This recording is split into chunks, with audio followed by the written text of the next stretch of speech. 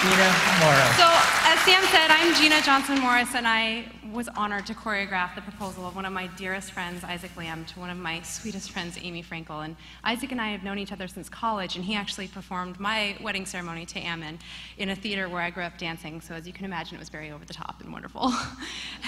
And he had been brewing this idea for about 6 months, but he came to me with it about a week before he wanted to pop the question. And we sat down at midnight, and he played the song, and he's an exquisite director in Portland, and so he knew exactly what he wanted, and he laid out a framework for me of who would be involved and at what point they should come in, and some of the theatrical elements, like the dancing Jews, to cover kind of a lame lyric, and also to a nod to Amy's half-Israeli heritage, and the laptops, and you don't even get to see that both of Isaac's grandmothers are on either side of the laptops, and it was wonderful. So I spent about 3 days choreographing, and then we had one group rehearsal of about 3 hours. People came and went when they were available, and then Isaac videotaped me doing each individual part, and I wrote a transcript of all the choreography. So whomever wanted to participate could, and we just got that information out.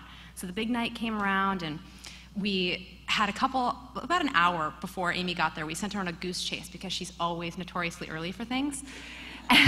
And so we were able to run it a few more times and really work out the timing of the car, and everything was going so well. And I would say, technically speaking, the run right before we actually made the official proposal was perfect, but it wasn't magical. The difference being that we filmed Amy's reaction, and that's what makes this video so unique. We've captured a real moment, a real human interaction. And you guys know as audience members, if you are at a performance and you can really feel the invisible energy that is going back and forth between the stage and the auditorium, that magic was captured. And that is something that you don't really see in social media very often, where it's real human interaction that everybody can relate to. And how magical is it that something joyful rippled around the world, and so much going on the planet that's so meaningful to all of us that we're a part of it, that this was a positive impact we could have. So to switch gears on you entirely, I now spend my time, obviously you can see my roots are firmly planted in the performing arts, but I cultivate artists and artisans in my boutique called Radish Underground. And we like to say we carry local lines from around the world, but what we mean is these are small designer-owned companies that have a quality product and an interesting story. And I also teach designer development workshops, because in the 4 years that I've been open, I noticed a staggering gap in formal design education. So if you go to the Fit Institute in New York or Art Institute in any of the major US cities, you don't get a single business class. You don't understand or are educated on how to approach the business and set up lasting relationships once you have a product to then sell.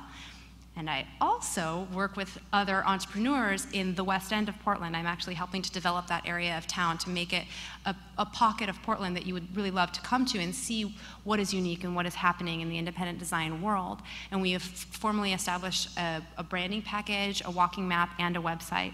And it's such an integral part of all communities that entrepreneurship and craftsmanship are supported. It's the life's blood of your economy and a healthy, thriving community. And so I'm doing my best to get the word out there that we are a source for education. Arts are essential. Every child that plays an instrument is 50% more likely to go to college. So on that note, because of the notoriety of a totally unexpected viral video, I'm actually auctioning the dress as well as a guitar to support Little Kids Rock. It's a charity organization in New Jersey that puts music education back into underprivileged schools. So hopefully we're going to make an impact with this, and I can continue to make an impact at Radish Underground and in the West End. And you can find me online. I would love to continue this conversation with you guys. West End is wepdx.com, radishunderground.com, on Facebook, Radish Underground, and my Twitter handle is @radishpdx. Thank you, Sam. Thank you, Lynn. Thank you, Sean, and the entire production crew here. It's been a wonderful experience. Thank you for having us in Vancouver.